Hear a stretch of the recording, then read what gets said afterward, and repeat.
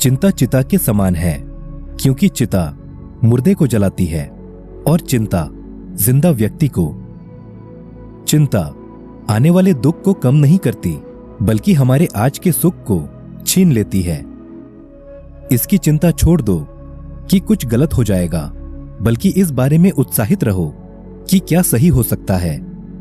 चिंता, शंका, भय और निराशा हमारे दुश्मन हैं जो हमें धीरे धीरे नीचे गिरा देते हैं। चिंता करना समय की बर्बादी है, इससे कुछ भी नहीं बदलता। यह सिर्फ आपके दिमाग के साथ खिलवाड़ करती है और आपकी खुशियों को छीन लेती है।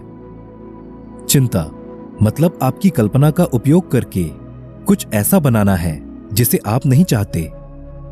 99% चीजें जिनकी आप चिंता करते हैं वो असल में होती ही नहीं है। मुफ्त की बातों पर चिंता करने के लिए ये जीवन बहुत छोटा है।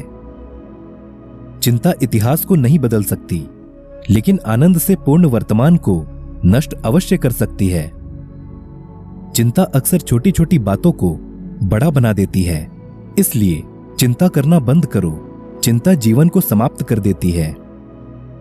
चिंता एक पक्षी की तरह है, आप चाहें तो इसे अपने सर पर बैठने से रोक सकते हैं, नहीं तो ये आपके सर पर घोंसला बना लेगी। हर दिन की छोटी छोटी चिंता जीवन के कुछ साल कम कर देती है। अगर आपके साथ कुछ गलत हो रहा है तो उसे ठीक करो, लेकिन चिंता मत करो। याद रखो, चिंता का कोई अंतिम द्वार नहीं है।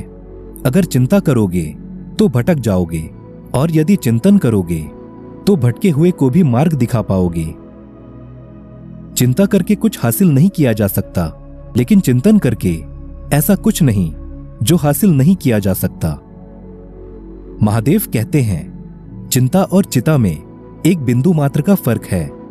चिंता शरीर को चिता तक ले जाती है और चिता शरीर को सारी चिंता से मुक्त कर देती है। अगर आप तनाव से मुक्त जीवन जीना चाहते हैं तो अपने जीवन की तुलना कभी दूसरे के जीवन से मत करो। महादेव कहते हैं, हमारे जीवन के दो प्रबल शत्रु हैं, क्रोध और चिंता। क्रोध से विवेक का नाश होता है और चिंता से मनोबल का। क्रोध से शांति का नाश होता है और चिंता से सौंदर्य का। जो भाग्य में है वो कहीं से भी चलकर आ जाएगा, और जो भाग्य में नहीं है वो आकर भी चला जाएगा। फिर चिंता किस बात की? आप केवल अपना कर्म करते रहें। पछतावा अतीत को नहीं बदल सकता और चिंता भविष्य को नहीं सुधार सकती। इसलिए वर्तमान का आनंद लेना ही जीवन का सच्चा सुख है। यदि आप परिस्थिति से भागना छोड़ परेशानियों का सामना करना प्रारंभ कर देंगे तो आप तनाव से मुक्त हो जाएंगे। अपनी ऊर्जा को चिंता करने में नहीं, बल्कि समाधान ढूंढने में खर्च करें। जो होना है वो तो होकर रहेगा।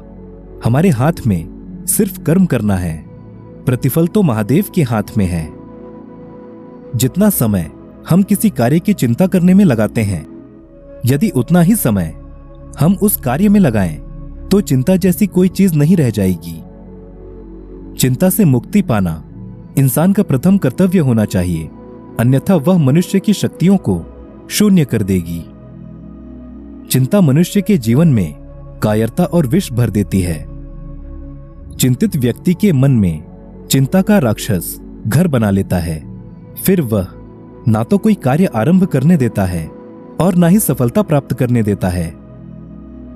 चिंता कमजोरी का संकेत है जो जीवन को विष तुल्य बना देती है।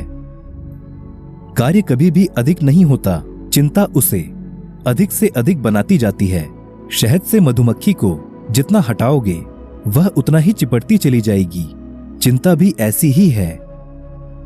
यदि चिंता करने से ही कार्य सिद्ध होते तो सभी कार्य की बजाय चिंता ही करते। हर समस्या के 3 समाधान होते हैं, स्वीकार करो, बदल दो या फिर छोड़ दो। शांति की इच्छा हो तो पहले इच्छाओं को शांत करो। ध्यान से सुनो, मुस्कुराओ, जिम्मेदारी उठाओ। जिसे बदल नहीं सकते उसे स्वीकार करो। सबको गले लगाओ, अपने जीवन से प्रेम करो, पर चिंता मत करो। एक राजा थे जो अपनी प्रजा को बात बात पर फांसी की सजा सुना दिया करते थे। इस कारण लोग काफी परेशान थे और राजा के नाम से भयभीत रहा करते थे। लेकिन उस राजा की एक खूबी थी, वह मरने वाले की अंतिम इच्छा को पूरा जरूर करता था। एक बार राजा के मंत्री से कुछ गलती हो गई। राजा ने उसे भी फांसी की सजा सुना दी।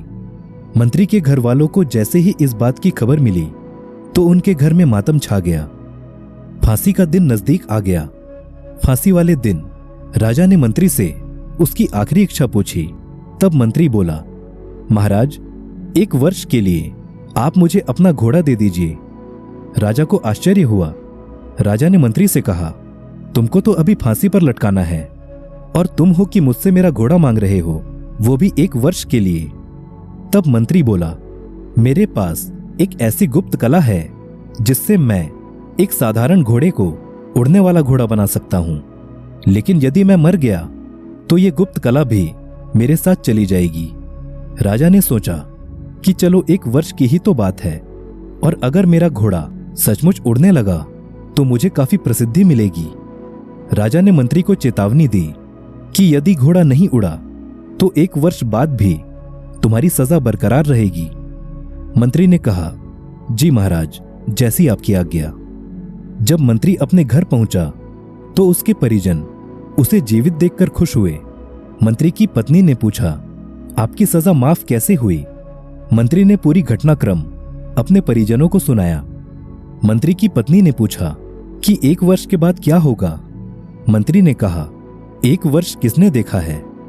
हो सकता है राजा युद्ध में लड़ते हुए मारा जाए, हो सकता है घोड़ा ही मर जाए, या फिर हो सकता है राजा अपना राजपाट किसी अन्य राजा से हार जाए। इसलिए जो आज है उसे जियो। जीने की कला का सबसे बड़ा रहस्य यही है। दोस्तों, हम कल की चिंता करके आज में नहीं जीते। आज जीने के लिए आपको जो करना है करो, कल की चिंता कल पर छोड़ दो। तो दोस्तों, मिलते हैं अब अगली वीडियो में। तब तक आप सभी अपना ख्याल रखें। हर हर महादेव।